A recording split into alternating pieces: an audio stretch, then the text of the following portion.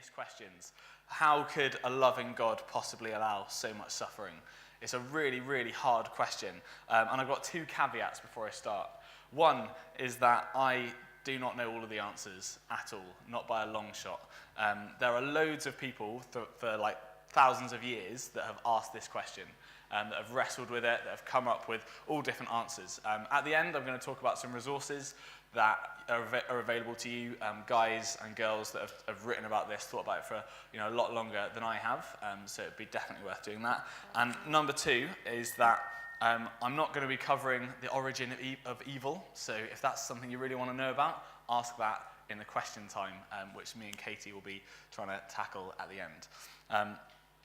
So, this question, how could a loving God allow so much evil and suffering, is one that we've all asked at loads of points in our lives. It's definitely one that I have asked a lot quite recently. When things go wrong, when things are hard, it's a question that we all ask.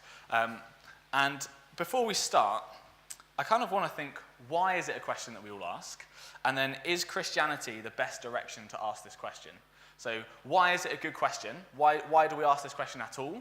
And then, is Christianity the right place to be asking it? Shouldn't we be asking somewhere else? So, first of all, why do we ask this question? And I think the answer is, we all feel this question. We all feel the impact of it because every single one of us has suffered. All of us have gone through things in our life that have been hard. In this room, there is not a single person that hasn't had a day of their life that has just been black. A day of their life that has been painful. A day of their life where they've shed tear after tear until they can't cry anymore. Everyone in this room has suffered. All of us have gone through it, whether we're Christians or not. If you're a Christian in here, you're not immune to suffering. You'll know that. We're not immune to getting cancer, or to having miscarriages, or to losing jobs, or to being in financial difficulty. We all go through these things. And for whatever reason, when we go through these things, we are compelled to direct our pain and our anger and our frustration and our questions upwards for some reason. We all want to know, where is God when tragedy hits?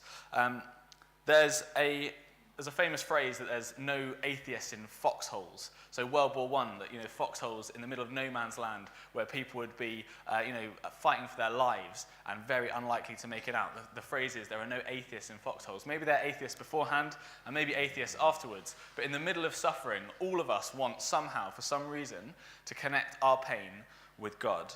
I don't know if you've seen any of these images that are about to come up.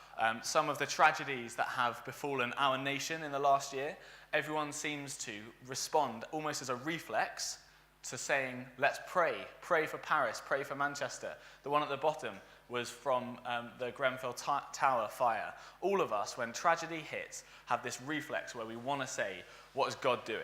So that's why we ask this question, is because we all suffer and we all somehow instinctively connect our suffering to God.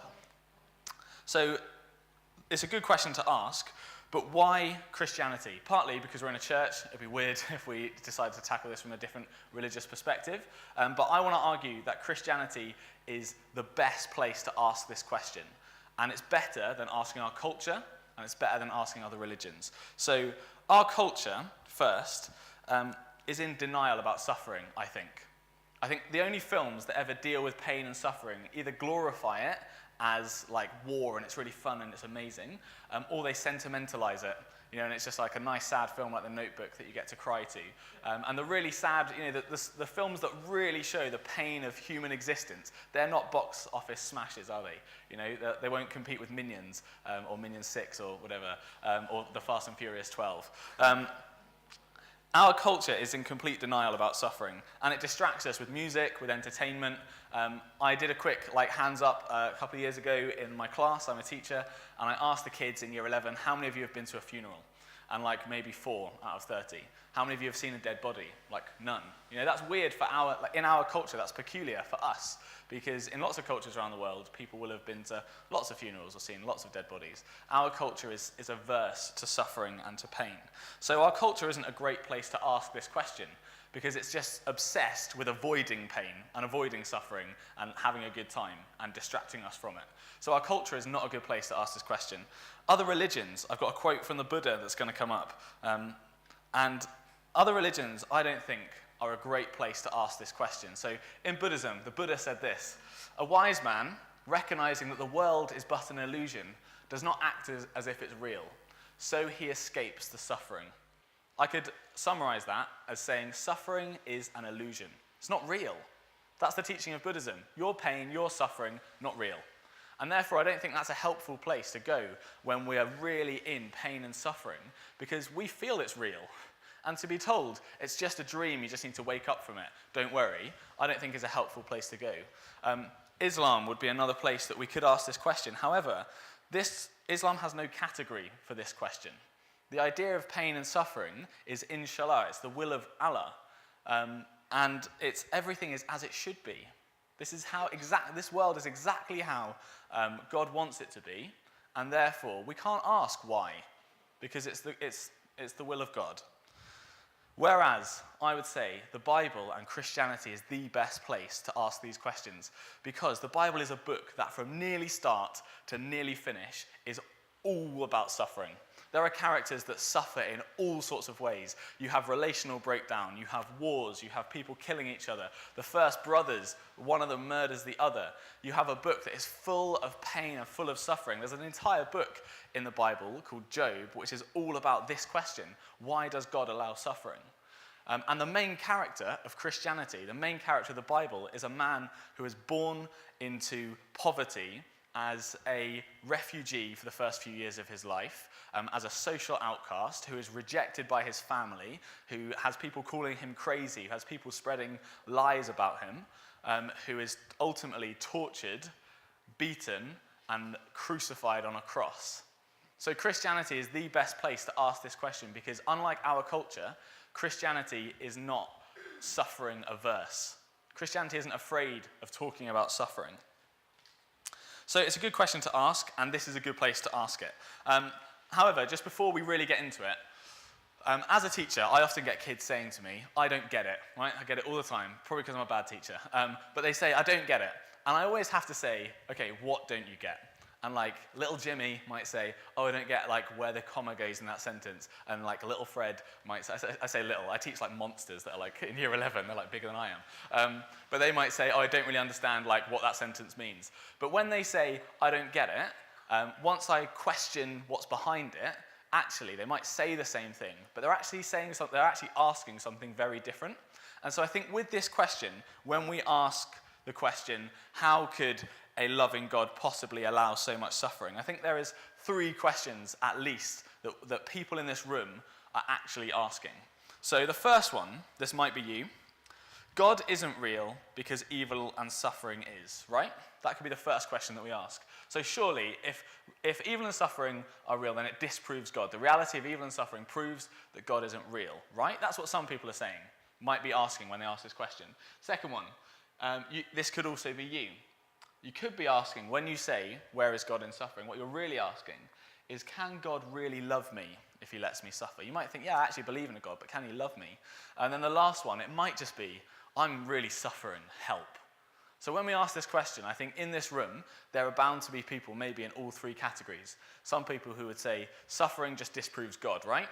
Some people who would say, suffering shows that God does not love me at all. And some people that would say, actually, I just need something, like I'm really in it and I need help. So I'm going to try and answer those 3 questions that I think are the questions behind the questions. So number 1, God isn't real because suffering and evil are, right? And I think this is the number 1 reason that if you went out on the high street and you asked people, okay, so do you believe in God? And they said no, probably the number 1 reason would be this. They'd say, I just don't believe in a God that would allow babies to die. I don't believe in a God that would have allowed the Holocaust. And if I'm honest, and maybe if some of us who are Christians in here are honest, this is the number 1 doubt that really gnaws in my brain sometimes. When things are really hard, this is the one that makes me think, is it all true? And I think it's a really, really hard question. And it seems very, very watertight. So a philosopher called J.L. Mackie puts it like this. He calls it the trilemma. And there's three statements that are going to come up. The three statements are that God is all-powerful, God is all-loving, and suffering and evil exist. And he calls it a trilemma because none of these things are compatible with each other, or they're not all compatible as three statements. So the statements are, God is all-powerful, God is all-loving, and evil exists. So the reason that is logically, according to J.L. Mackie, impossible is because he says, if God is all-powerful, he's able to stop suffering. If he's all-loving, he would want to stop all suffering. But suffering exists. Therefore, a God who is all-powerful and all-loving can't exist. So does everyone get the logic behind that? It seems pretty watertight. And therefore, particularly, the God of the Bible can't exist. Because the Bible says God is all-loving, God is all-powerful, and yet there's suffering in the world. So therefore, this God cannot be real. And I just want to respond to this question and this argument in two ways. So some of this is a bit philosophical and a bit intellectual, but if your question is, I just don't think that God could be real, then hopefully these will help you with this. So the first response is, we ask this question because we agree that there is something wrong about evil and suffering. We agree that it is wrong and God ought to stop it. So we say, why does God allow suffering? Because it's wrong and we should stop it. It's black and white. Suffering is wrong and God should stop it. It's a bit like the speed limit. So I don't know if any of you guys speed. I know Josh does because he's got a ticket. But it's a bit like the speed limit. You know when you're speeding that you shouldn't be speeding because there's a big sign and it says like 40 and you're doing 80, Chris Givens. And you know that you shouldn't. You know you ought to stop. But when do you actually slow down? You slow down when there's that van with the camera on the back of it. That's when you suddenly hit the brakes. And why? Because it's illegal. Because there's a law. Because the government decided the speed limit in this place should be 40 miles an hour. And if you break it, you should get a fine and you should go on a course. Or if you want to know what happens when you get a speeding ticket, ask Josh Miller. He's our resident expert. It's because there is a law given by lawgivers. Right? That's why we know that it's wrong to speed and you should stop it. So let's apply that to this trilemma. If evil and suffering are wrong and ought to be stopped, then what we're assuming is that evil and suffering is absolutely wrong. And the reason for that is because there's a cosmic lawgiver. So we must be assuming that if something is absolutely wrong, there's such a thing as absolutes. There's absolute good, absolute evil. You only have laws made by someone.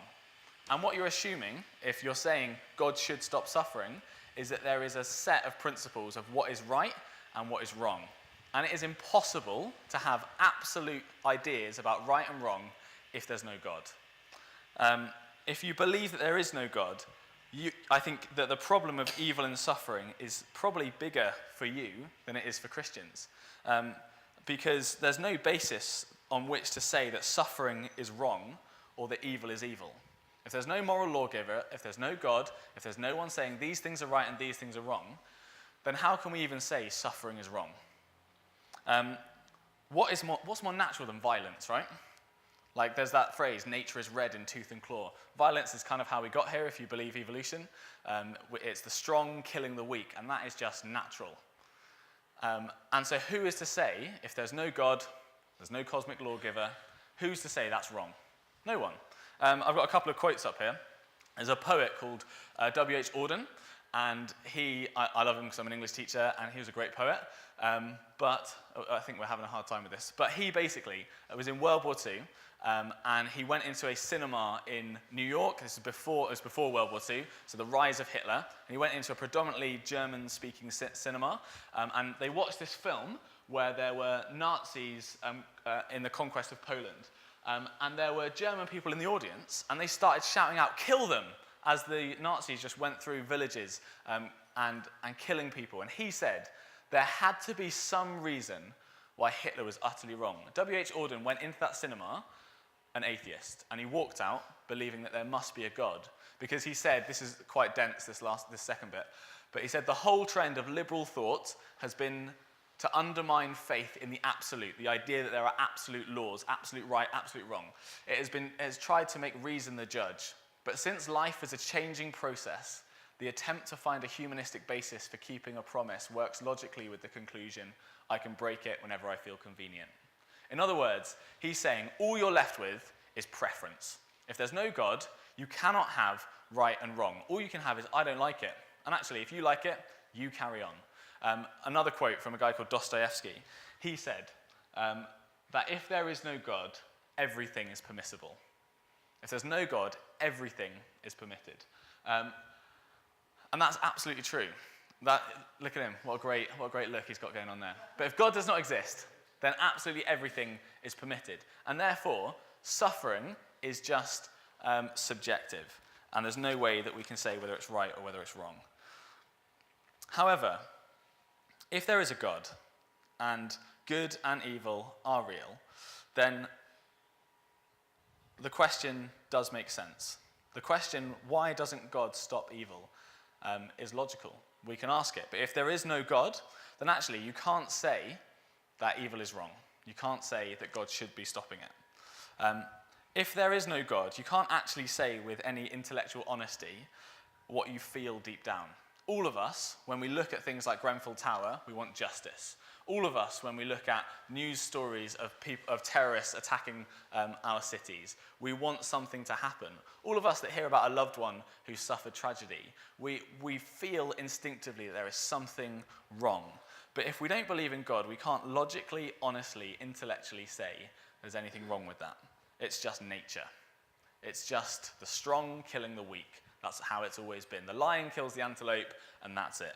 You may not like it, but there's nothing actually wrong with it. So far from disproving the fact that we call suffering what it is, evil, proves the existence of God. So far from disproving God, I think actually the fact that we know that there are some things that are right and some things that are wrong actually proves the existence of God.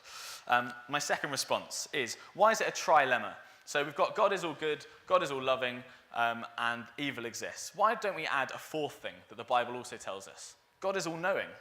So why don't we just add that in and see if that changes it? I've got a picture that hopefully is going to come up of a circle. And if God is all knowing, that means that God knows all of the everything there is to know. He knows every category in every pub quiz, and he knows all the answers to every category fully.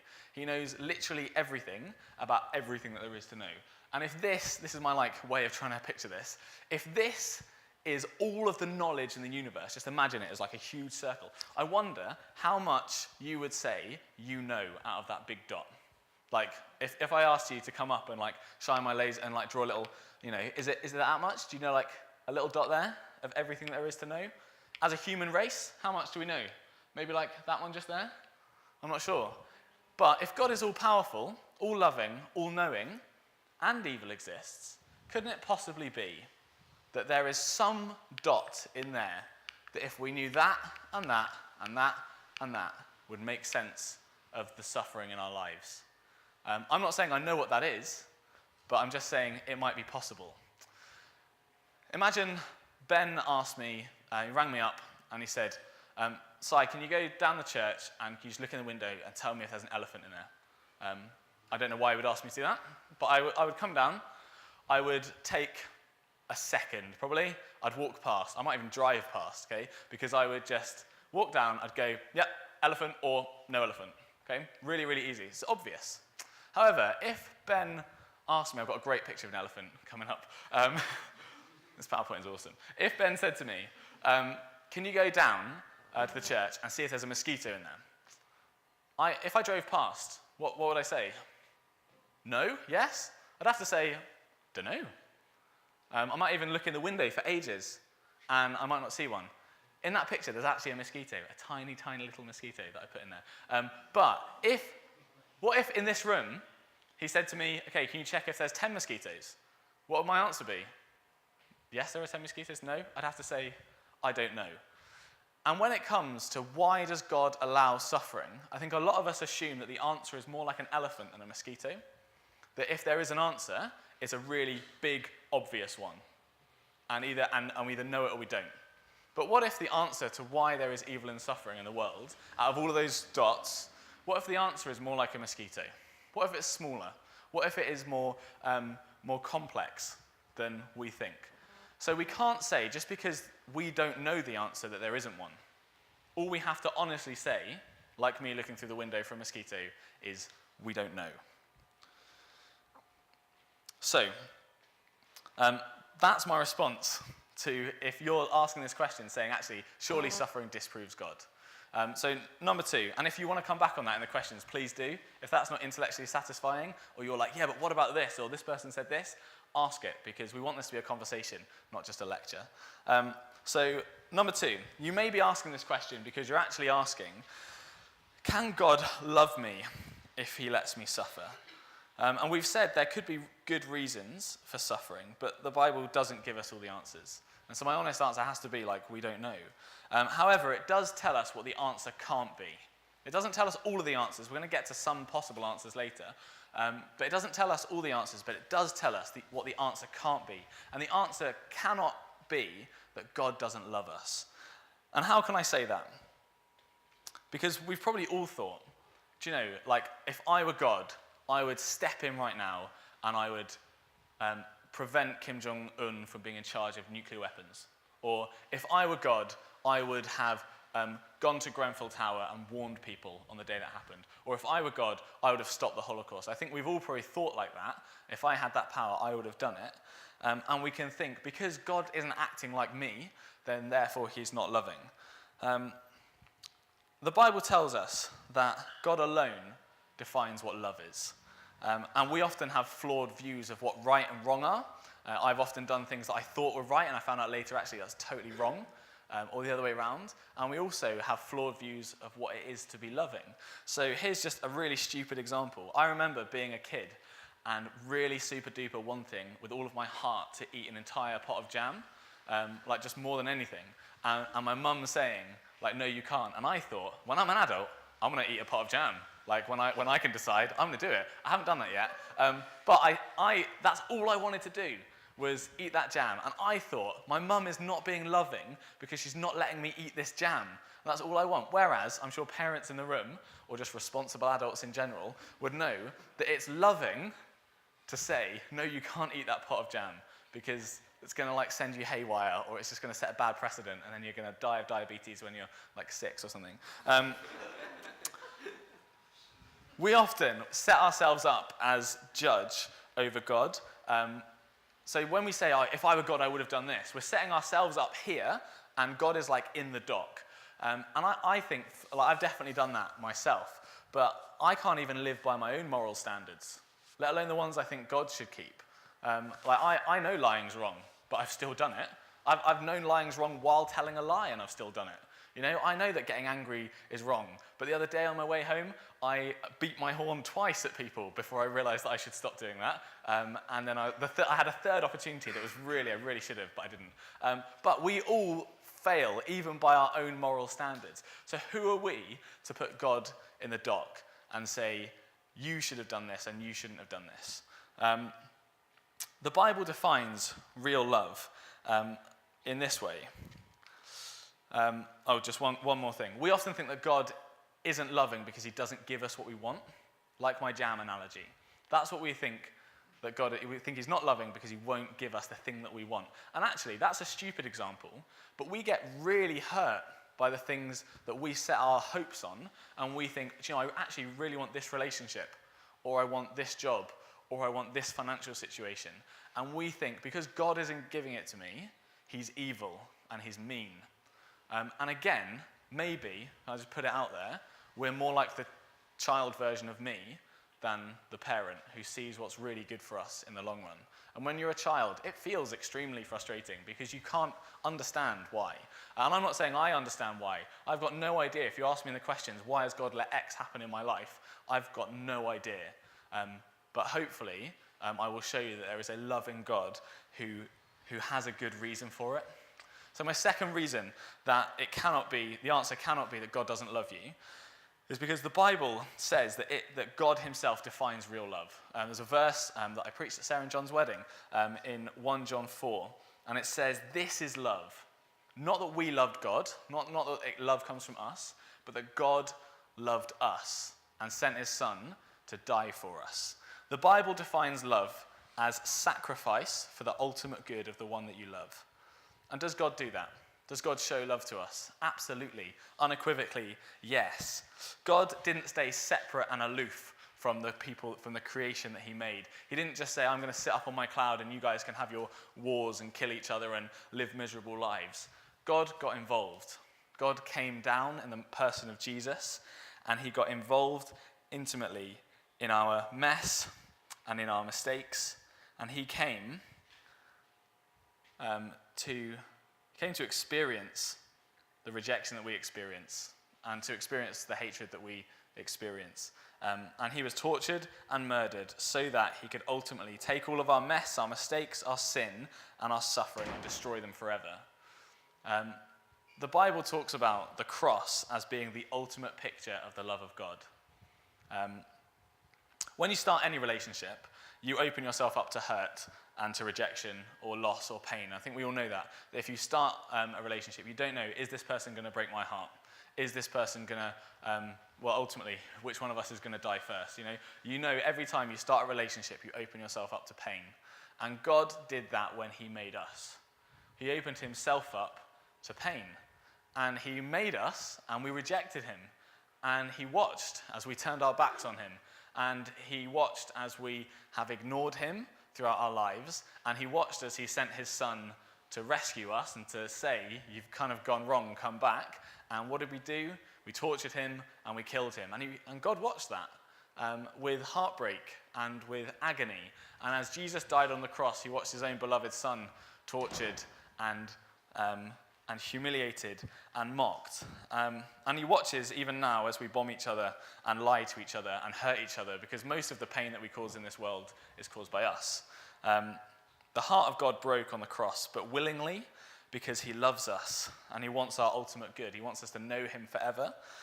So whatever the reasons are that God allows suffering, it cannot be that God is indifferent to us. It cannot be that God doesn't love us, because he's demonstrated his love at the cost of his own son, at the cost of his own life, at the cost of his own emotional hurt and pain. Again, that's not an answer, is it? That's not an answer to why does God allow suffering, but that's an answer to why it can't be. That there is a loving and a good God. And so that brings me on to number 3. You may be asking that question, how can a good God allow so much suffering? Because you are hurting. And your question might just be, help.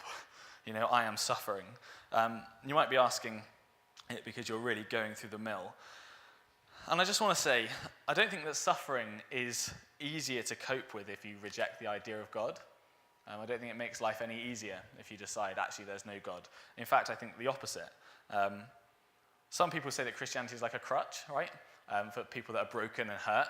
But you need a crutch for a broken leg. And if I'm honest, I am broken, and I am hurt, and I need a crutch. And just because a crutch functions as a crutch doesn't stop it from being real, and doesn't stop it from being useful, and doesn't stop it from being exactly the thing that you need. And imagine if, it's my analogy of this crutch. It's not actually a crutch, it's a person. You can lean on a person. And imagine it's not just a person, but the doctor who's going to heal you. That's the kind of crutch that Christianity offers, is the Son of God who loves you and lets you lean on him even as he heals you. And so that's, I want to invite us into that kind of relationship with God. But I want to give us 3 comforts that Christianity offers in suffering if you're a Christian. And if you are suffering, the point that I want to make here, really more than anything, is that when you're suffering, run to God, don't run away from him. The best place to be when you're in pain is in the presence of God and with him. So 3 comforts in suffering. Number 1 is it's not meaningless. Your suffering is not meaningless. Number 2 is going to be your suffering is not permanent. And then the last one is you're not alone. So your suffering is not meaningless. If there's no God, then all of our suffering is completely meaningless. There is no reason for any of the pain that we go through. We are born, we live a few short, painful lives, depending on luck and chance on how we die, on how much pain we experience, and then that's it. And then it's gone. I've been doing family trees with kids this week at school, and like most of them don't know the names of their great-grandparents. in 100 years' time, we will all be dead. Most of us probably can't remember the names of our great-grandparents or great-great-grandparents. We like to think that we will live on, through our family. But actually, it probably won't happen. If there's no God, our lives and all of the pain, all the suffering mean nothing. Sorry to depress you. But there is a God.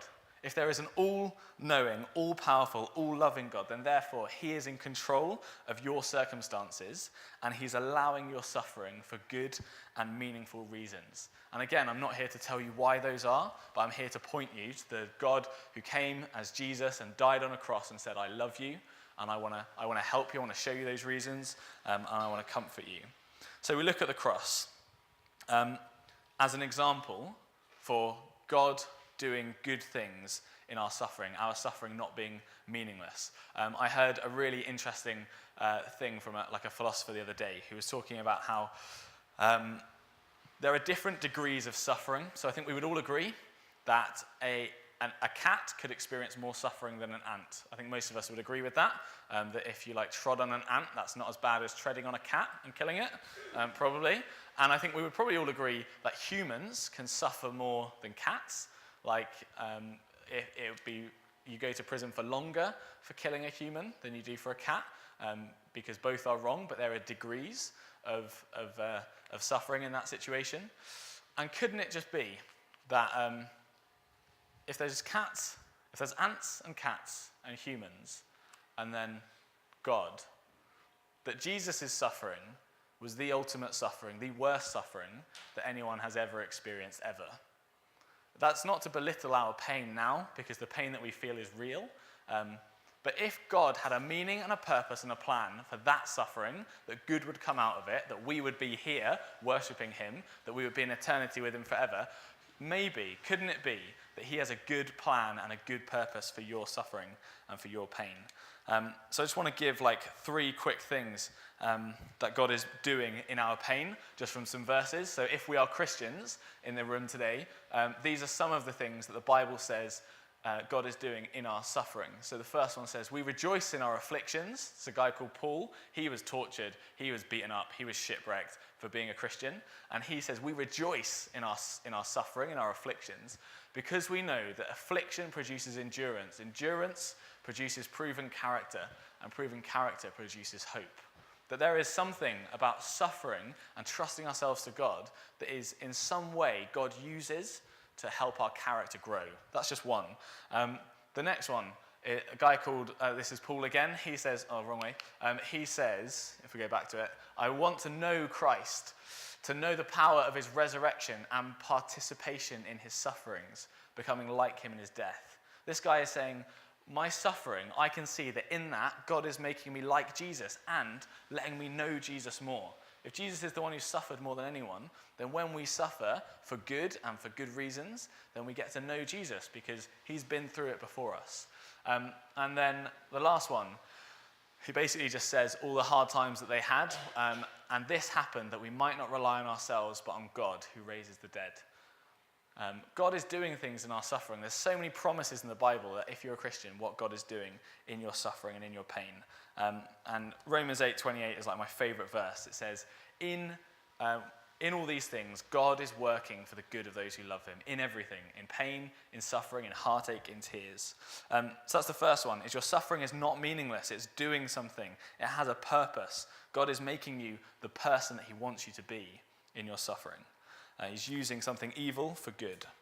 And then the next one is your suffering isn't permanent.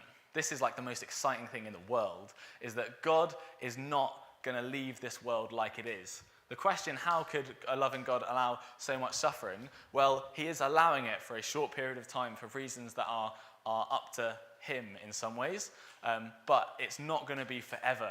Our suffering isn't permanent. God promises that he's going to come back and he's going to change this world, that Jesus is going to return, that there'll be a new heavens and a new earth, and the description of it is beautiful. In Revelation 21, it says that there's no more tears, there's no more sadness, there's no more sorrow, and it says, I think it will come up in a second, but it says the old order of things has passed away. The old way of doing it, all the pain has gone. Like the kids' version of the Bible that we use here says, everything sad will come untrue. Our suffering is temporary, says, he will wipe every tear from their eyes. There'll be no more death, or mourning, or crying, or pain, for the old order of things has passed away. Our suffering isn't permanent. If we're Christians, God promises that he will change it. And why doesn't that happen now? It's his mercy, because he'd have to remove everything evil and wrong out of this world. And at the moment, that includes me, and that includes you, and he wants to rescue us and save us. So lastly, in your suffering, you are not alone. There's a verse that describes God as being the God of all comfort. And that's been my experience, is that when I'm really going through it, when I've experienced pain and tragedy and heartache and loss, God is with me. I'm not alone. Even in the darkest valley, he's with me. And that has been my experience, and that's been the experience of lots of people in this room. We often think when we are suffering that no one understands, that we're alone in this. There is no one that will ever understand your pain, your unique situation better than Jesus. Not only has he experienced all the pain that there is to feel himself, but he knows all of the intimate details of your painful situation, and he wants to heal that and comfort that and be with you in that. He gets it more than anyone else. And you're not alone if you're a Christian, because you can be part of a church family, a community that look after each other and that comfort each other with the love of God. And we would love to pray for you. If you're really going through pain and tragedy and suffering, we'd love to pray for you to the God of all comfort who wants to comfort us. And if you're not a Christian, you're invited into this. You will suffer as much as we will suffer in all different ways. And you can either go through life thinking it's all meaningless and there is no purpose, or you can come home to the God who loves you and who made you and has a reason and a purpose for everything in life. So just kind of to conclude before we do questions, why does God allow suffering? I don't really know. It's not because he's not loving, because he's shown us his love on the cross. Does it disprove his existence? I absolutely don't think so. In fact, I think it does the opposite. And the best place to turn if you're suffering is to Jesus and not away from him. So that's all I have to say. I think there's loads of things that I've missed out. There's loads of things that could have been said. Definitely, it's like there should be loads of big question marks. So please do ask questions in a second. I just want to point us, before we do that, to some resources. Why Suffering, if you want to go on, like philosophical, by Ravi Zacharias, is a really, really excellent book on that. The Life We Never Expected, I haven't actually read, but by a couple called Rachel and Andrew Wilson, and it's about their experience of having autistic children and just what happens when life throws a curveball at you. If I Were God, I'd End All the Pain is like a really, really good, thin, short book. I remember reading it when I was 12, and it's like a great book. And then The Problem of Pain by C.S. Lewis would probably be like my big one to recommend. You can have my copy if you want it. So that's that. So the first question, obviously we live in a world where there's loads of suffering. Why do you think some people suffer more than others? I think there's a simple answer that we don't know, because again, if we go back to that kind of big circle, there's an aspect of we don't have easy answers as to why some suffer more than others. However, if you look at the way that the world works, we can see where sin has come in, and there are fundamental problems with the way that the world is structured at the moment that means that some people suffer more than others. For example, there is the issue of poverty and riches, and if we look across the world, the poor suffer more. But equally, it seems that in terms of the way that the world works, things aren't fair. And I think that's something quite difficult for us to get our heads around as Christians, and as thinking about, well, if I was God, I'd make it fair for everyone. But the world isn't fair, and that some of us have been given more, some of us have been given less. But there's also the issue of sin, and sin is our kind of rebellion against God, and sin has consequences that cause people to suffer, and you may be unfortunate in receiving other people's sin more and being sinned against more, but equally your own sin has consequences and problems that can cause us to suffer. We know that when we do things that aren't in God's plan, we do suffer because of it. So there's so many different factors as to why some people suffer more than others. But with that, you would think, well, based on what we were saying, if somebody has suffered loads, then surely that's a reason not to believe in God. Because if we're going back to this, if God is loving and good, then he wouldn't allow suffering. Well, by that logic, if you've suffered more, you're less likely to believe in God. And if you've suffered less, you're more likely to believe in God.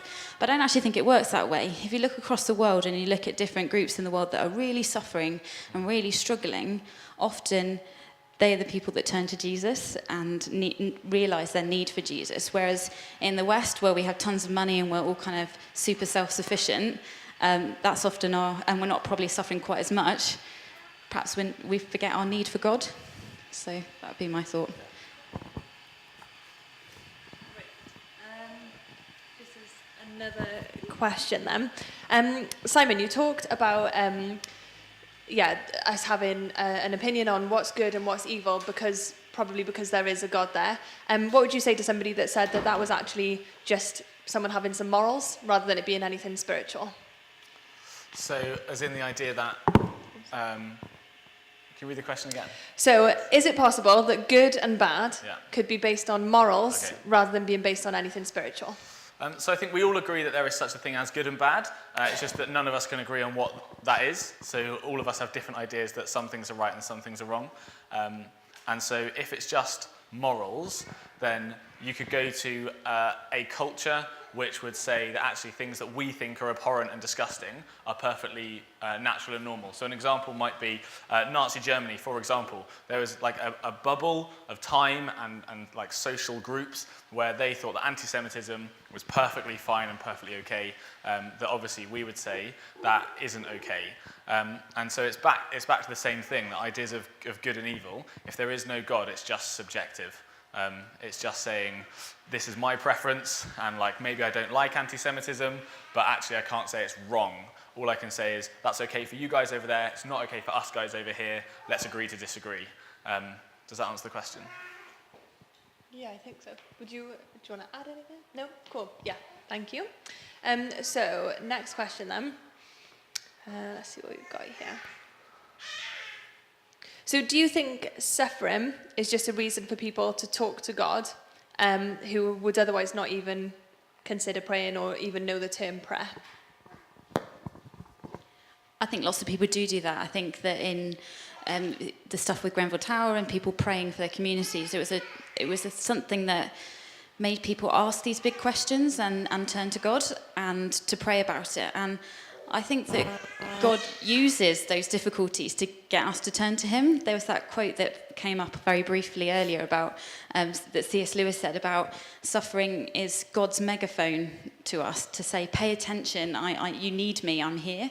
And that most of us, when things are going well, kind of carry on in our happy little bubble and don't really think about our need for God.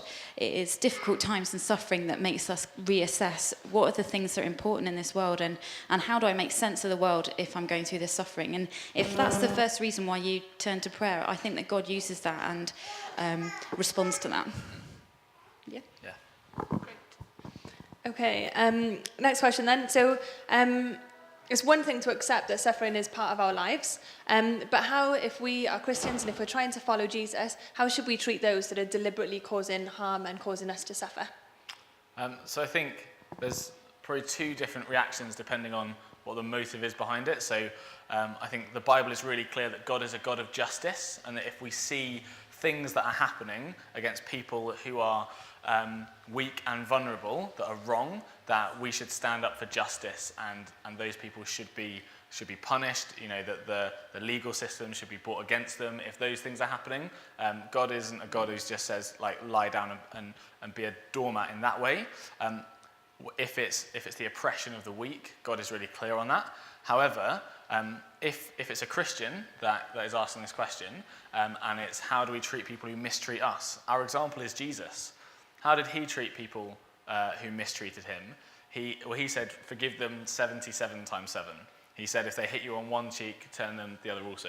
You know, he said, like, forgive, and he ultimately gave his life to die for people who hated him and abused him and rejected him. And on the cross said, Father, forgive them. They don't know what they're doing, even as they did it. So for us as Christians, that's where we turn. And yeah, you were going to say... Okay. Katie was reminding me earlier, there's a verse that says, If you're suffering for the sake of Jesus, like count that as a joy because you get to be part of that, get to be part of what God is doing in that. Do you want to say anything else on that one? Just this realization that if we choose to accept Jesus and come alongside Jesus, we are signing up to all the rejection and hatred that he experienced. That's not a very nice thing to think about when you become a Christian. You think that being a Christian, you get all the benefits, and you definitely do. You get God's love and joy and hope and peace. But there's also the truth that we are signing up to a life that is hard and that people will reject you and will think you're a bit of a freak for following Jesus. But that is our privilege because he's suffered more than we could ever imagine, and that he's ultimately our hope because he shows us that there is something worth suffering for. Yeah, and so don't lose heart. Don't lose heart, keep going. Cool. One final question then. Let me work out how to word this. So it says, there's a verse in the Bible that says, my grace is all you need. My power works best in weakness. So now I am glad to boast about my weaknesses so that the power of Christ can work through me. So how do you think that concept of within our suffering and in the weakness that we feel in that, how do you think that fits with God and kind of his strength? So I think there's a story, you might know it because of the musical Joseph. There's a story of Joseph in the Old Testament, and his brothers sell him into slavery, and then he ends up being in charge of Egypt and managing the whole land and all the crops, and there's a massive time of famine. And when he speaks to his brothers finally about what they did to him, he says to them, what you intended for evil, God meant for good. And so God's strength is seen in our weakness and in the bad things that happen to us, because what people intend for evil and the difficulties that we go through, God still has a good plan in. I also think that when you look through the Bible, God uses the unlikely people to do amazing things. And the reason behind that is it makes God look all the better, that we use the term giving God glory in the Bible and in church. And what that means is that it shows God for the amazingness that he is. And all throughout the Bible, God enjoys using the little person who is weak. And that gives us great hope, because even in all the things that we struggle with, it means that God can use us. And throughout the Bible, he does what's unexpected. So he doesn't use the kings and the rulers and the powerful people to make change. He uses the servants and the shepherds and the people that you don't expect. And I think that's because in weakness, God looks stronger. And also they are the people that know that they really, really need God. Awesome. Cool. Thank you so much, you guys. Thank you for those that texted. Can I just chip one really last thought in? So this is sort of more of a thought that came up throughout the talk. Some of us went for a walk yesterday, and it was very long, and most of it was in the fog. And during that, it was pretty miserable, and it was very kind of unsettling because you didn't know which way you were going. And during this kind of thing about suffering and pain, I realised that we can feel like we're walking through a fog sometimes, and it can be really unsettling, and you don't know which way's right or wrong because you think, what is God doing in this situation? And it's almost like we've lost our compass bearing. And I just really felt that when we're walking through that suffering, Jesus is our north. He's the thing that we aim for. And so during the walk, we kept thinking about the warm, cosy cafe that we'll get to. But in God's plan, we walk through suffering, and the thing that we fix our eyes on is the new heavens and the new earth and the new creation that God will create. And even though it's unsettling and we don't know where we're going, we know that the thing we fix our eyes on is the hope that Jesus has. But he doesn't just give us this hope that we're kind of making our way towards. He promises to walk there with us. And so Jesus has been right there in the fog and the confusion and that I'm lost. And he's actually, come with me. I'll walk with you to that hope. And so I just wanted to share that kind of illustration of how I feel suffering works out.